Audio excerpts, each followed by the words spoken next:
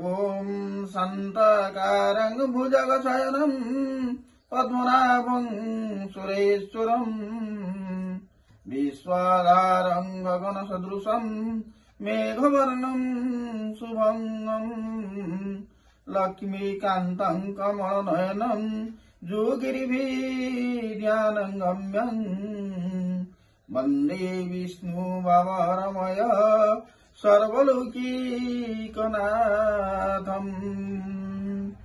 ओम श्री विष्णुवे भगवते वासुदेवाय नमो नमः। श्री जगन्नाथाय ते नमो नमः। ओम श्री श्री सरस्वती देवी नमो नमः। श्री गणेशाय नमो नमः। बंधुगण जय जगन्नाथ। मु श्री ज्योतिर्विद गोपाल चंद्र आचार्य आपण को आज 2025 मसीहा नववर्ष शुभ अभिनंदन पूर्वक आपण मानकु मेष राशि विषय किछि आलोचना करने को जाउछि। बंधुगण बीती जाइथिबा वर्ष एवं किभଳି जाइथिला हस खुशी आनंद निरानंद सुख दुख हस लुह भितरे एवं खुशी आसी विगत वर्षर शेष हो जाइथिबा दिन गुड़िक हस खुशी रे जाइछि एवं आसुथिबा 2025 मसीहा किभଳି भाव मेष राशि व्यक्ति मानकर सुख दुख पारिवारिक समस्या पारिवारिक क्षेत्र रे परिवर्तन किभଳି हेब एवं पारिवारिक क्षेत्र संतान स्थिति और शिक्षा क्षेत्र रे दाम्पत्य जीवन स्वास्थ्य धन धान्य ए सब विषय पुंखानुपुंख भाव में मु आलोचना करने को जाउछि।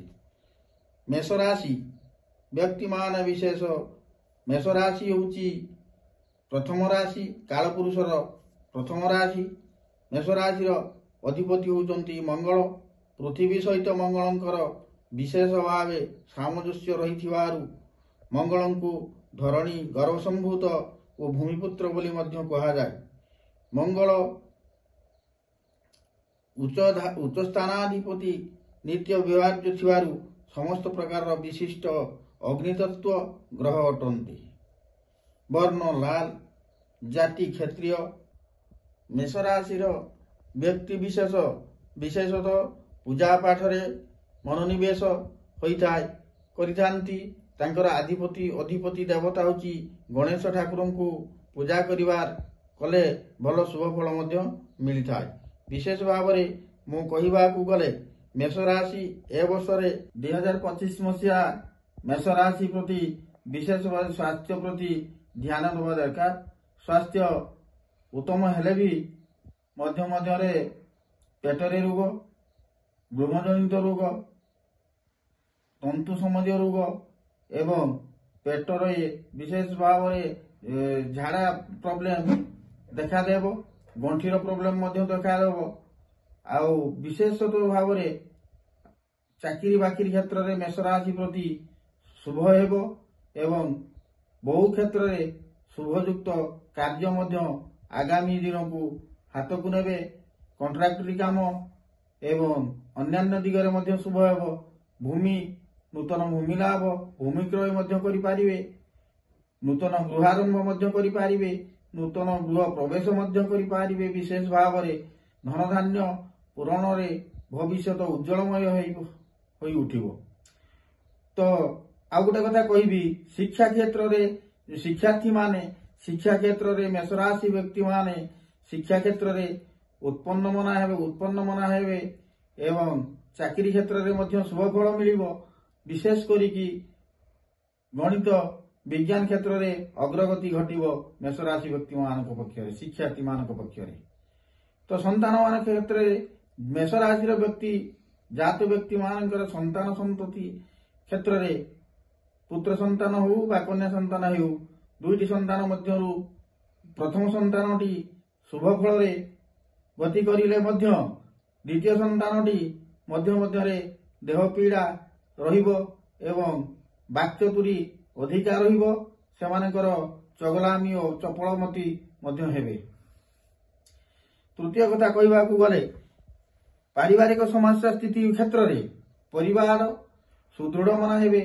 भातृ विवाद जदि लागी रही थाए ଭାତୃବିବାଦ ମଧ୍ୟ ସମାଧାନ ହୋଇଯିବ, ସୁଶାନ୍ତିରେ ରହିବେ, ଶତ୍ରୁ କ୍ଷେତ୍ରରେ ଶତ୍ରୁ ଦମନ ମଧ୍ୟ ହେବ ଓ ଅଗ୍ରଗତି କରିବେ। ତ ତାପରେ ଆପଣଙ୍କର 2000 ଜାନୁଆରୀରୁ ଏପ୍ରିଲ ମଧ୍ୟରେ ଦେହପୀଡ଼ା ଟିକେ ଅଧିକା ମେଷ ରାଶି ବ୍ୟକ୍ତିଙ୍କ ପକ୍ଷରେ ଦେଖାଦେବ। ଜୁନ ଜୁଲାଇ ଅଗଷ୍ଟ ମଧ୍ୟରେ ଯାତାୟାତ କ୍ଷେତ୍ରରେ ବିଶେଷ ଭାବରେ ଟିକେ ଧ୍ୟାନ ଦେଇ ଗାଡ଼ି ଚଢ଼ିବା, ଗାଡ଼ି ସ୍ପିଡ କମେଇ ଚଢ଼ିବେ, ଗାଡ଼ି ଜୋର ଚଲେଇବେ ନାହିଁ। ଜୁନ ଜୁଲାଇ ଅଗଷ୍ଟ ମାସ ମଧ୍ୟରେ ଯିବା ଆସିବା ସମୟରେ ବା ଯାତାୟାତ ସମୟରେ ରାସ୍ତା ଘାଟରେ ଧ୍ୟାନ ରଖି ଲକ୍ଷ୍ୟ ରଖି ଚାଲିଲେ ଶୁଭ ଫଳ ମିଳିବ। ମୁଁ କହିବାକୁ ଗଲେ ଆପଣଙ୍କର ଚାକିରି କ୍ଷେତ୍ର, ଶୁଭ ମାଙ୍ଗଳିକ ଏବଂ ଦାମ୍ପତ୍ୟ ଜୀବନରେ ସ୍ୱାମୀ ସ୍ତ୍ରୀ ମାନଙ୍କରେ ଯଦି ଶୁଭ ଫଳ ବହୁତ ଦେଖାଦେବ, କିନ୍ତୁ ଆଗାମୀ ଦିନ ଠାରୁ ବର୍ତ୍ତମାନ ଦିନ ଆଉ 2025 ମସିହାର ଦିନ ମୋଟାମୋଟି ଭାବରେ ଦାମ୍ପତ୍ୟ ଜୀବନ ସୁଖମୟ ହେବ ଏବଂ ସାଂସାରିକ ଜୀବନ ପ୍ରତି ବହୁତ ଶୁଭ ଫଳ ମଧ୍ୟ ମିଳିବ। ସମୟ ଅନୁସାରେ ଜଗି ରଖି ଚଳିଲେ ଶୁଭ ଫଳ ବହୁତ ଦେଖାଦେବ ଏବଂ ଧର୍ମ ଆଉ ଅର୍ଥ ମୋକ୍ଷ ପ୍ରାପ୍ତିର ବାଟ ନିଶ୍ଚିତ ଭାବରେ ମିଳିବ।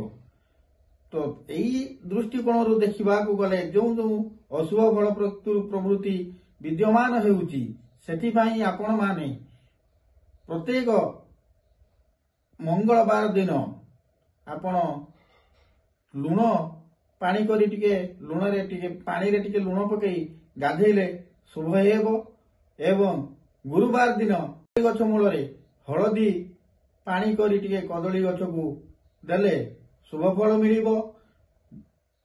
ଗୁରୁଜନ ମାନଙ୍କୁ ସଭକ୍ତି ଭାବରେ ପ୍ରଣାମ କରିବେ ଏବଂ ଗୁରୁଜନ ମାନଙ୍କୁ ସଭକ୍ତି ଭାବରେ ପ୍ରଣାମ କରିବେ, ଦେବ ଦର୍ଶନ କରିବେ।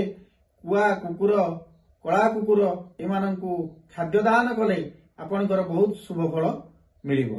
ବିଶେଷ ଭାବରେ ଏଇଭଳି କଲେ ଏବଂ ଦେବତା ମାର୍ଗୀ ଦେବତା ମାନଙ୍କୁ ପୂଜା ପାଠ କଲେ ନିଶ୍ଚିତ ଭାବରେ ଶୁଭ ଫଳ ଆଗାମୀ ଦିନରେ ନିଶ୍ଚିତ ମିଳିବ।